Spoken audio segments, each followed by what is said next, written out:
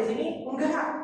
Allah bilang sudah bagus secara akal, sudah bagus secara hati. Ini akal dan hati ini bawa bergerak berjalan. Tapi kemana? Wahudan. Aku tunjukkan juga jalan. Kurang apa coba? Cukup sampai di sana? Enggak. Perjalanan kamu di dunia ini jauh, lama. Tapi nanti di akhirat lebih jauh, lebih lama. Kamu perlu tambahan sesuatu yang aku juga berikan, yang kalau kamu dapatkan maka selamatlah kamu dunia, selamatlah kamu akhirat, bahkan membawa orang-orang yang kamu sayang selamat juga. Nah, ini puncaknya. Selamat, menyelamatkan. Ya kan? Tadi pagi kami dapat postingan, Masya Allah, enak sekali melihat. Postingan itu jarang-jarang. Sekarang orang posting kadang-kadang macam-macam. 20 Juni 2020, Kompas, Cina kehabisan monyet untuk menjadi Cina kehabisan monyet untuk menjadi media uji coba vaksin COVID. 20 Juni 2020, 20 Juli 2020, artinya pas sebulan media yang sama menuliskan vaksin COVID-19 akan dicoba di Indonesia. Kalau di 20 Juni bunyinya apa? Cina kehabisan monyet untuk menguji coba vaksin COVID-19. 20 Juli 2020 bunyi berita di media yang sama. Itu tidak kebetulan. Ini Allah ingin buka kepada kita ada yang salah nih. Vaksin COVID-19 akan diuji coba di Indonesia. Masya Allah. 20 Juni bunyinya apa? Cina kehabisan monyet untuk uji coba vaksin. 20 Juli bunyinya apa? Vaksin COVID-19 akan diuji coba nih. Tidak juga sadar ini parah nih. Jadi kita di mata mereka sudah seperti monyet. Masih mau berkawan dengan orang seperti ini? Baik. Kita kembali ke ayat ini. Pelajarannya dari Allah, dan pelajaran itu Al-Quran. Dan fungsi utama Al-Quran, kalau kita baca tafsir misalnya, bahasa yang lebih mudah tafsir itu, wahai manusia, telah datang kepadamu pelajaran dari Tuhanmu berupa Al-Quran yang menjelaskan di dalamnya tentang mau'izah, itu penjelasan sederhananya supaya dia bisa dimengerti, menjelaskan segala sesuatu tentang manfaat dan mudarat. Nah, itu fungsi utama mau'izah. Jadi di Quran ini yang bermanfaat untuk kita sudah dijelaskan. Yang mudarat bagi kita sudah diterangkan. Jadi jelas, terang. Tinggal kita lagi. Kalau sudah tahu ini yang manfaat, ini yang mudarat, mana yang kita pilih? Kalau mau mengikuti hidayah, maka kita akan memilih yang bermanfaat. Kita akan meninggalkan yang ada mudarat. Kita kembangkan. Dijelaskan juga, diterangkan juga di dalam Al-Quran ini selaras dengan manfaat, namanya kebaikan. Mudarat, keburukan. Maka di Quran ini dijelaskan, wahai manusia, di Quran ini sudah dijelaskan yang baik bagi kamu ini dia, yang tak baik bagi kamu ini dia. Nah, pilih. Sebagai orang yang mendapatkan hidayah, kita pilih yang mana? Kita pilih yang baik. Tadi yang bermanfaat, sekarang yang baik. Kita tambah lagi. Yang bermanfaat, yang baik, yang baik yang bermanfaat. Itu sesuatu namanya. Untuk mendapatkannya, itu bisa kita tunggu saja atau kita harus mengusahakannya. Mengusahakannya. Wahai manusia, ini pelajaran dariku. Yang ini usahakan. Yang ini kamu mau usahakan boleh, nggak diusahakan juga nggak apa-apa. Kalau kamu sibuk di mengusahakan yang sebelah sini sampai nggak sempat sama sekali bahkan meninggalkan yang ini, insya Allah nggak terjadi apa-apa. Nah, yang ini buat banyak-banyak, yang ini bisa iya bisa tidak. Nah, atau ada sebagian yang ini buat perjuangkan, yang ini jangan. Ada di Quran seperti itu? Ada. Nanti kita jelaskan satu-satu. Contoh yang bermanfaat bagi kita, yang tidak bermanfaat bagi kita. Bantu kami supaya ayat ini menjadi ayat yang bersama dengan kita, bukan ayat-ayat untuk para malaikat di langit. Yang bermanfaat bagi kita dijelaskan di Quran, yang mudarat bagi kita dijelaskan di Quran. Bantu kami agak satu contoh jadilah yang dekat dengan kita, yang bermanfaat bagi kita, yang bermanfaat bagi kita, yang bermanfaat bagi kita, yang halal. Yang tidak bermanfaat, yang haram. Maksud kita dari segi makanan dan minuman. Pertanyaannya, sudahkah kita memakan yang halal? Insya Allah. Tapi adakah orang yang makan yang haram? Adakah di antara kita yang minum yang halal? Adakah orang yang memilih yang haram? Berarti siapa yang belum dapat hidayah? Siapa yang belum dapat hidayah? Tidak ada yang belum dapat hidayah. Sudah dapat hidayah. Sudah dapat hidayah. Cuma ada yang mengikuti hidayah, ada yang tidak mengikuti hidayah. Mengikuti hidayah, maka baiklah kehidupannya. Tak mengikuti hidayah, maka buruklah kehidupannya. Oh ya, tunggu satu lagi. Halal saja atau ada keterangan lanjutan tentang yang kita makan minum ini? Halal saja? Enggak, ada satu lagi kan kriterianya. Makan dan minumlah yang halal thayyibah. Halal lagi baik. Halal saja tapi untuk kamu tidak baik, maka tahan-tahan. Kalau makan sedikit-sedikit. Baik saja tidak halal, nggak usah. Tapi ada nggak halal haram hantam? Ada. Baik tak baik, ampai saja dulu gitu. Ada ya? Ada ya? Contoh. Bismillahirrahmanirrahim. Gulai kambing. Gimana? Halal? Halal. Baik. Tapi ada nggak orang yang halal saja bagi dia, tapi ini gulai kambing nggak baik sama dia? Ada. Jadi bagaimana?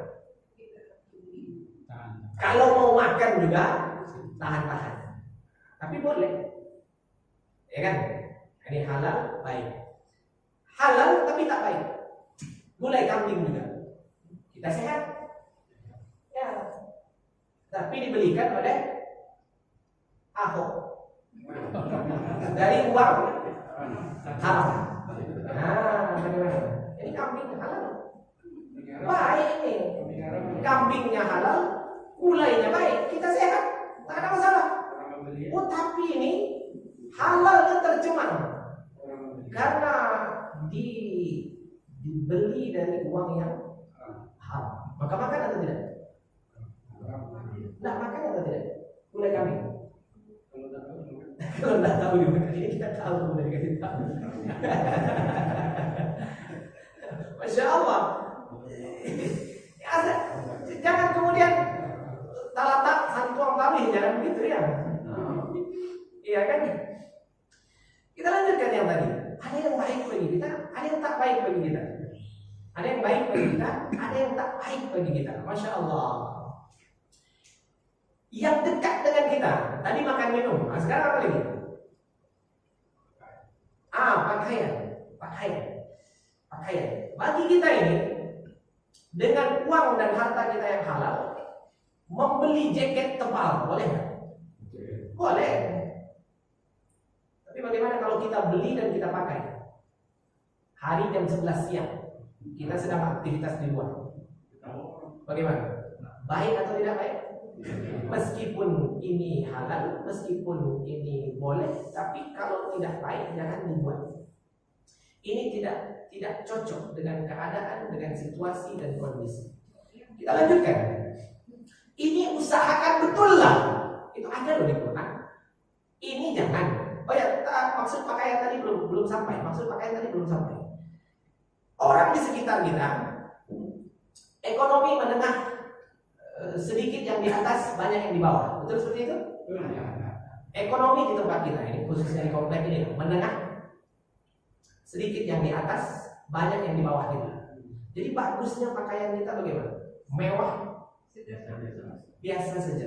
Nah, itu yang maksudnya baik, tidak baik. Contoh, kita pakai baju misalnya, ada kita ketemu orang di Padang ini, tidaklah dia keluar rumah kecuali dia harus nampak kekayaannya di badannya. Kita ada tandai beberapa orang. Semoga kita dijaga hidayahnya dan beliau juga ditambah-tambah hidayah. Karena seperti ini nerakanya bukan kami memastikan, tapi nerakanya sangat dekat. Bagaimana orang di sekeliling kita, kalau bisa pakailah yang seperti itu. Jangan kemudian nanti dinampakkan Louis Vuitton, oke? Sehingga ini berjalan. Kemudian ini harus nampak brandingnya, sepatunya harus high heel supaya nampak, modelnya yang kalau dihitung dari puncak rambutnya sampai ke tumitnya itu 340 juta kadang-kadang, iya kan? Di sininya agak setengah kilo, di sini agak seperempat. Ada ya? Hah? Oh, cincin itu laki-laki. Mobilnya harus beda dari orang yang ada di sekitarnya, biar nampak siapa saya. Ada ya? Kalau iko bang, iko sandulah punya. Kalau iko bang, sandu kan iko lah ya betulnya. Kalau iko bang, iko kelas bawah kok. Ya dia harus beda, harus tahu orang dia ini apa? Sama dengan orang atau lebih dari orang? Ah, itu tak baik. Di Quran, wala tamshi fil ardi maraha. Kalau kamu jalan, biasa saja lah. Jangan orang jalan dekat kamu tuh membuat mereka merasa minder. Tidak lama jauhnya beda. Sampai orang dekat kita pun mikir, jangan lagi lecet mobilnya nanti. Ini gimana ceritanya? Iya kan? Jadi situasi real. Atau ada anak muda, bang, kita balik Honda Beat ya nak? Honda Beat, tak malu bapak anak bapak pakai Beat. Nah, jadi yang kamu mau tuh, kan? Ada piting dah ada, penghasilan nol, prestasi jongkok, tapi kendaraannya di atas 50 juta, anak muda baru kadang-kadang, kan? Dalam agama tak boleh, sebab tak baik. Di Quran ada. Kalau seperti ini jangan. Itu maksud pakaian tadi seperti itu. Dia halal, tapi jangan kita tampil lalu nampak beda kita dengan orang yang ada di sekitar kita. Kalau perlu nih, seperti Syekh Sulaiman Al-Rajihi. Kalau perlu nih, mudah-mudahan Syekh Sulaiman Al-Rajihi ini, komplek ini kali 1000 masih banyak sisa duitnya. Komplek ini kali 1000. Berapa harga komplek ini? 100 miliar? Berapa harga komplek ini? Terbeli sama dia agak 100 atau 1000 komplek seperti ini masih lebih banyak duitnya. Tapi kalau ketemu kita sama beliau, bagus baju kita daripada baju beliau. Ganteng penampilan kita daripada penampilan beliau.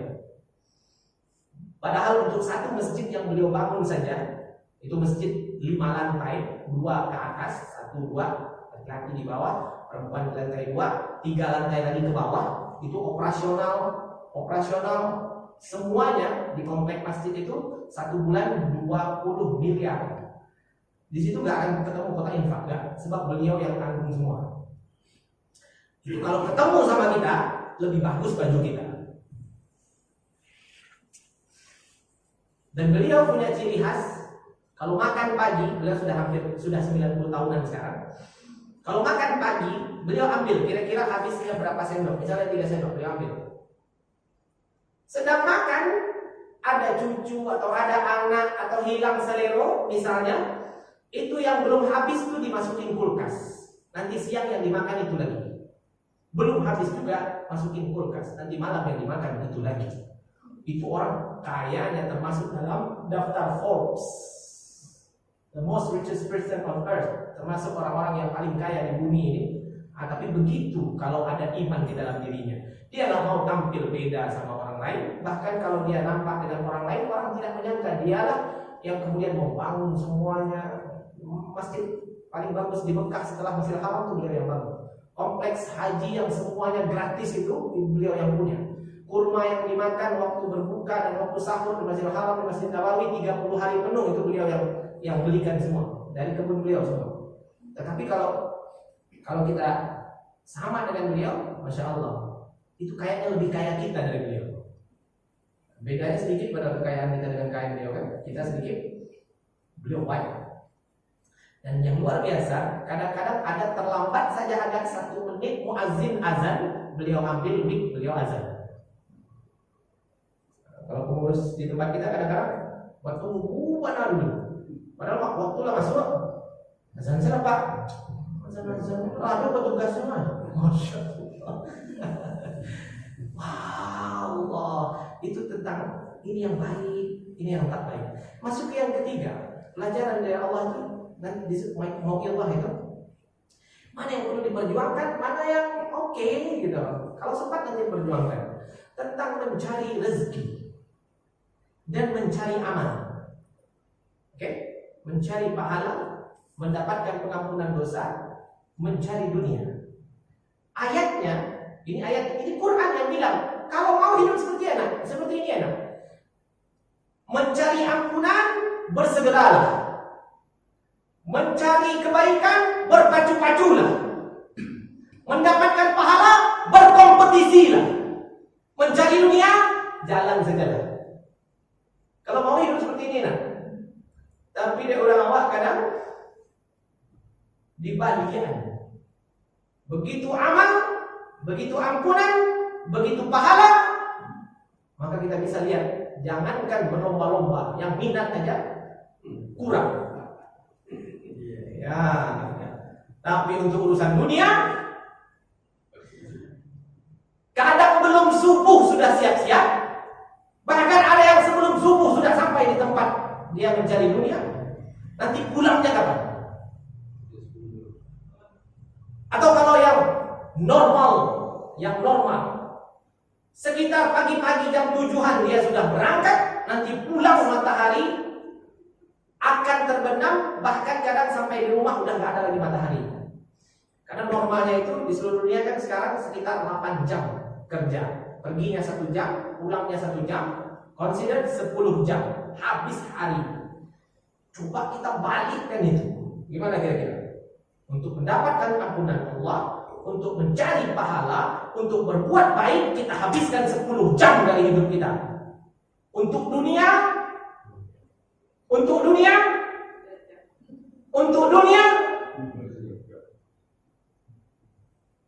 ya, ini sengaja tidak dilanjutkan, biar dijawab oleh kita semuanya. Untuk dunia, setengah cukup? 5 jam saja cukup? Cukup?